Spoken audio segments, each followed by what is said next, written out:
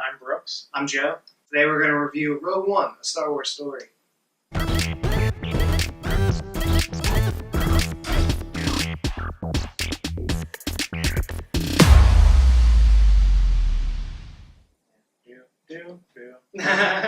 So we're going to talk about what we liked and what we didn't like. We're going to talk about stuff that we liked and what we didn't like.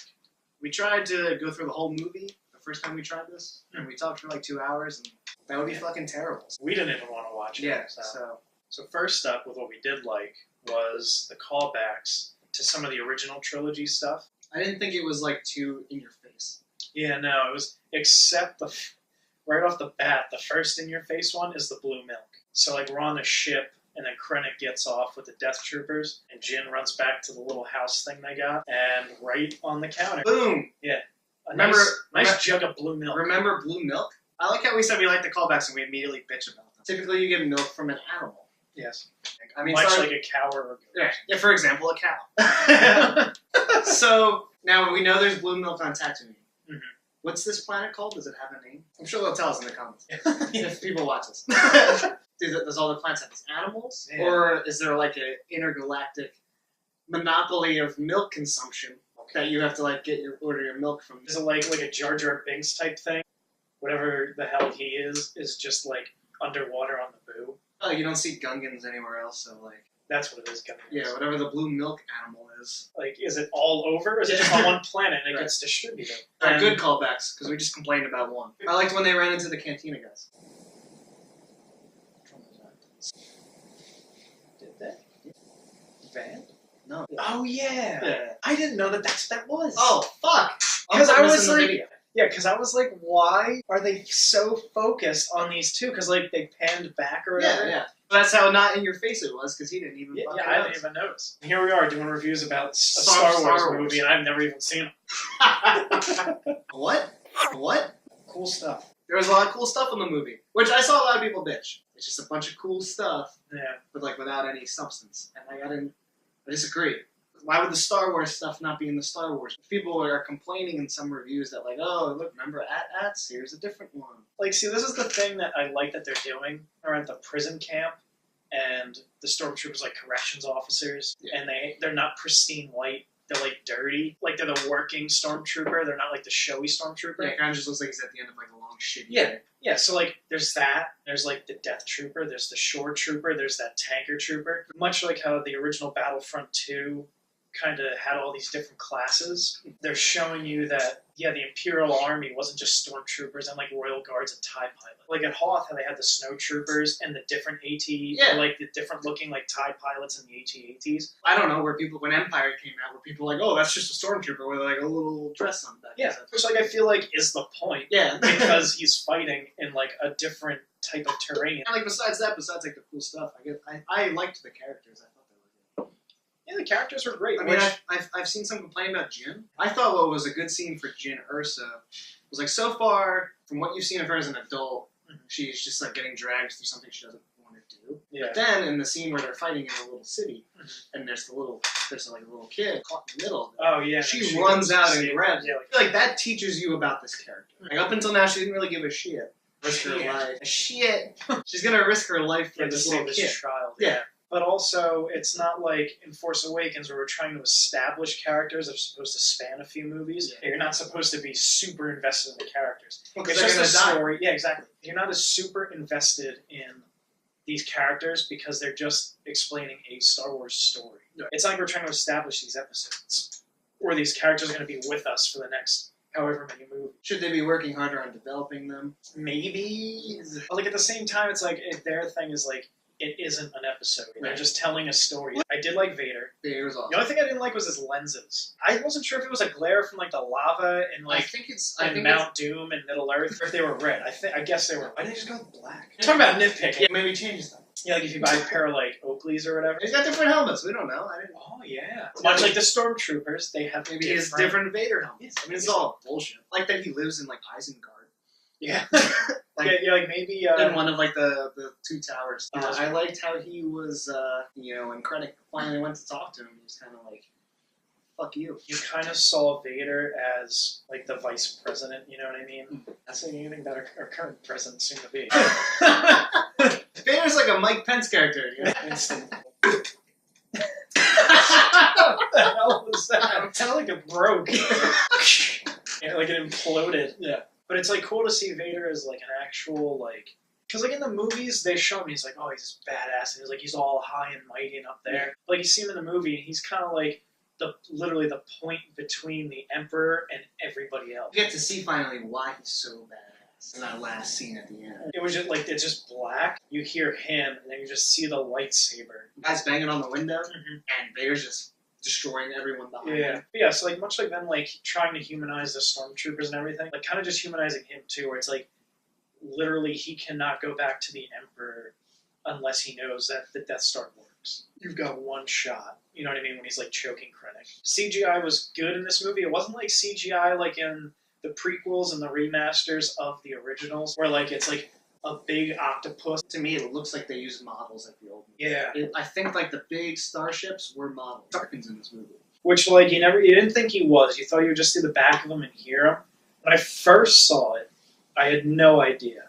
Knowing it was CGI the second time I saw it, I realized that it was. Yeah. But even then, you really had to look at his eyes to know that it wasn't real. For like its purposes, I thought it was. Yeah, and same thing with Leia in the end. Like hers actually, I couldn't even tell it was CGI. Hers actually looked like an actual It person. could have just been her. Yeah, and did basically where A New Hope picks up. You can cut out the credits Mhm. and just roll. Yeah, exactly. Just and go it right is on right through. into it. It made me want to just. I was like, I wish A New Hope was starting right now. Because it's like literally it ends with them detaching Mhm. and her being like, all right, let's go, we got it. And literally the only thing that we're not seeing between literally the first scene of A New Hope, but like right where it kind of ends in Rogue One, is like Vader finding her. Right, that's like literally seconds later. So yeah, that was what we liked. So like what we didn't like. I thought this movie was gonna suck. Going through it, I was alright. Mhm. And then we got to Saw Gerrera. Played by a far shit actor. Yeah, people Yeah, aren't he gonna was like terrible. that one, but Probably not. I Well, thought. no, believe me, I think people might like it. As soon as he opens up the little rock hatch, he's like, come with me, child. I'm like, here we go. Grade A overacting. Sure enough, it carries over to when you see him again. Did he say Jew? Well, he's like a kill crazy. me? So first, when he has the pilot, Mm-hmm. and he's like I'm for real. Like I defected, and I gave them the message, and he's just like, we're going. I'm like, what the fuck is that? Oh, that And was then- so terrible. And then, all right, so then we're going. The worst thing in this movie is the octopus. Put an octopus right in front of your face Yeah. for it to be a So, Star all right, so I'm trying to wrap my head around.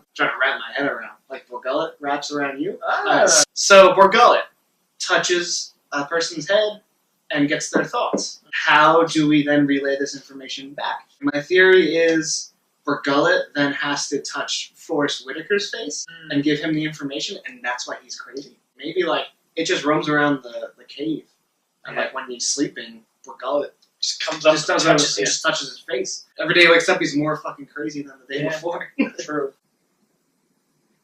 Yeah, it's like a long, awkward pause where he's, in his mind, he's building the suspense, but it's like, dude, like, okay, come on, like, say something. Do you think, like, this thing is just like, it's not my name, guys. My name is Joshua. Yeah. My name is Joshua. I am a Borgullet. Yeah. Alright, so 2 new Star Wars movies. This is the second CGI octopus that we've seen. I think it's Lucas. Because if you think about it, all the prequels, there's some kind of weird tentacle thing. Like, I'm sure if you watch it somewhere on Coruscant, there's some kind of weird octopus thing, like, right there. There's like a squid thing in her cell in the beginning. It's got Yeah. tentacles on his Yeah. face. Yeah, she's sleeping right next to it. And then in the remasters, you get this weird slug elephant thing as Obi-Wan and Luke are pulling into Tatooine. And then there's like another octopus thing in the Cantina, I think, or So, in like, Jabba's palace. Terrible. That's like him saying he still has his hand in it. What if it was like in the contract? I'll sell you all of Star Wars. For $1. There has to be a CGI octopus in every movie. Yeah. There's going to be a CGI octopus in every city. I would love to see a return of Borgullet. It will be. Borgullet. We want it. It's the thing. We want to see you. It's going to be a episode thing. 8. Yeah. Trailer scenes. Like the first trailer, I don't think any of it is in the movie. I don't think so either. The big one is the TIE Fighter. Yeah. When it comes up, and like you see it in the movie, you think it's gonna happen because she's on that She's on the catwalk platform, thing. yeah. and then it doesn't happen. And like a lot of people said, yeah, like well, how could this play out? Just like when the big dude who was with the what do you know about Kyber Crystal guy? He shoots the rocket launcher at the AT-ACT. Yeah. And it's like, well, now we're dead. And yeah, the X-Wing comes right in and takes it out. Well, that's how people. Yeah. An X-Wing would come in and just take out the shoot TIE down. fighter, and it still would have been cool. Yeah, I don't know if that's why they took it out. Obviously, it probably isn't. Yeah. But yeah, who knows? Then there's the other one where Krennic's like in some kind of weird chamber where everybody thought he was Admiral Thrawn. So there's that. That was like a big that deal. Yeah. Thrawn, he's Tarkin. Yeah. Who else was he? Which, like, why would he be Tarkin? A New Right. Hope literally happens, like, 8 seconds later. Yeah, exactly. Yeah. So, unless he grew gray hair somehow. And obviously, a huge change. They're running on the beach as the AT-ATs are coming. Oh, yeah. And in the trailer, she has the disc strap with her. So that was like, something is totally different. Oh, yeah, because it's, like, on her belt. Yeah. And they keep showing it. They keep showing it now. I've seen new trailers with it in it. It's not... Really? Yeah. Wow. So I'm guessing, like, originally, one place had the disc, and then the satellite thing was somewhere else. Or maybe they were going to get off the planet. To the room. They should have been chased. So, like, they dress up, and they go undercover, and then nothing really... So you're telling me out of, like, all these Imperial officers that are clean-shaven and, like, nice haircuts, Cassian's walking around looking like a hobo that just found this uniform in a dumpster. His hair's everywhere. Yeah. He's got, like, a weird stash and, like, kind of like a scruffy beard. So you're telling me none of these officers stopped this guy and were like, yo, what are you doing? I think one of my favorite scenes in the movie is when they try to act like K2SO is escorting them. Right before Kyber Crystal guy comes out. Okay. Girl, what do you know about Kyber Crystal? K2SO is like, oh, I'm transporting them. And Cassian says something, he smacks them, and when they're actually infiltrating an Empire's base, we got nothing like that. Like, okay, I guess they tried to blend in, but at the same time, not really trying to blend in. They're walking through the hangar, and all the other K2SOs are, like, just, like, standing there. And he's fluidly, like, looking around, like, he's, like, bebopping away, like, okay, all right. Like, all the other ones are just, like, straight ahead, like, robots. Yeah. We also never got to see the Kyber Crystal guy go badass again. Yeah, he just kind of did the forces with me, I am the force, or whatever. You know, and he just walks to the switch and sets it off. And, like, his, like, protector guy, too. Like, talk about two people that had badass scenes in the movie and then just, like, messing people up. Yeah. Like, you figured they would go out like that. He was just doing the forces with me thing, walk into the switch, and then he got blown up. Yeah. His protector guy, who twice in the movie at least, when there's an onslaught or a horde of stormtroopers, he has literally just mowed them down. Yeah. And they're popping up out of these holes. He's like just playing whack-a-mole. Yeah, all of a sudden it's like single shot. Popping Showing out a every blaze time. of glory. Yeah, exactly. Yeah, blaze of glory, mowing down Yeah. tons of stormtroopers at least 2 times in the movie. But no, the one time where it's like, oh, dude, like, he's gonna, like, get into his zone. Instead, it's like one comes up and he's like, bang, bang, bang. Like, nah, okay. Honestly, oh, he took him out. By far the saddest death was K2SO. Goodbye. Yeah. Yeah, just destroyed, like, till the end he's going, you know what I mean? I guess it was because he was the comedic relief. He was the only comedic relief in the movie, other than the blind guy. Oh, another callback. C-3PO and R2-D2. Scatif? They didn't tell me they were going to Scatif. Oh. I mean, because, like... That one was like, oh, look, C-3PO and R2-D2. Like, what if they didn't do it? Yeah. C-3PO and R2-D2 are in every movie but one. Like, you might as That's well just... why. Yeah, That's you might as why. well just have them. Scatif. So, once again, I'm Brooks. I'm Joe. And what we'd like for you guys to do is review us. Let us know if there's anything else you'd like to see in the comments. We're going to do like movie review, just other movie reviews. It's going to be a large Star Wars channel talking about video games, the extended universe as far as comics, books. Like, what we want to see in the new movies. Yeah, some product reviews every now and then, like a lot of helmets that are coming out. Some of them are novos. So until next time, this has been Brooks and Joe.